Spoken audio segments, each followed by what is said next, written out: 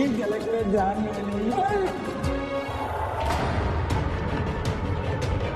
जिश्क हमारे प्रेम के नए कैफे में श्रुति पैसा लगा रही है।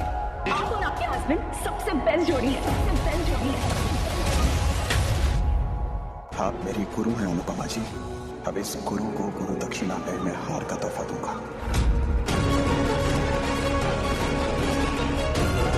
एक औरत जो सिर्फ अपनी जिंदगी अपने तरीके से जीना चाहती है, उसे सोसाइटी ने दोषी बना दिया। पर जब उसने चुप रहना छोड़ दिया, तब सिर्फ सवाल नहीं, पूरी सोच हिल गई। और तभी उसके अपने ही शिष्य ने उसके खिलाफ जंग का ऐलान कर दिया। ये पूरा सीन एक इंटेंस फैमिली ड्रामा को दिखाता है, जहां इमोशंस, ईगो, रिस्पेक्ट और सोसाइटी का प्रेशर सब एक साथ टकरा रहे होते हैं।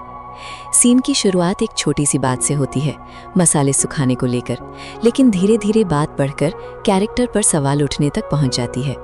अनुपमा पर इल्ज़ाम लगाया जा रहा है कि वो सोसाइटी के रूल्स फॉलो नहीं करती, लोग क्या कहेंगे उसकी परवाह नहीं करती, और उसके बिहेवियर की वजह से फैमिली की बदनामी हो रही है। अनुपमा का जवाब बहुत स्ट्रॉन्ग और क्लियर है। वो कहती है कि प्रॉब्लम उसमें नहीं, लोगों की सोच में है। लोग हर सिचुएशन में बात बना देते हैं।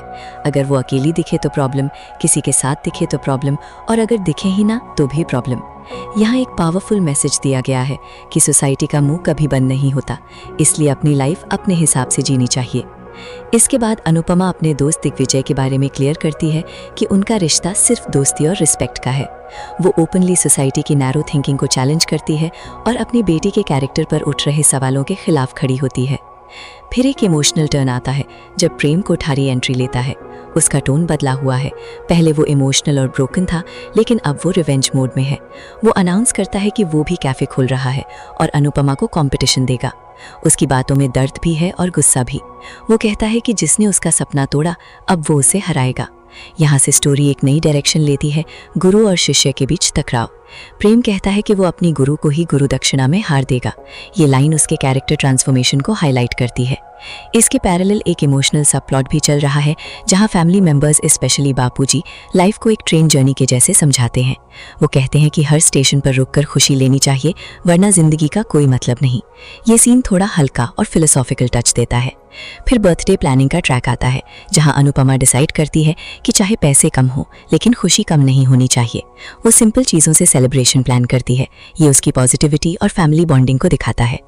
दूसरी तरफ प्रेम के अंदर चल रहा कॉन्फ्लिक्ट भी दिखाया गया है।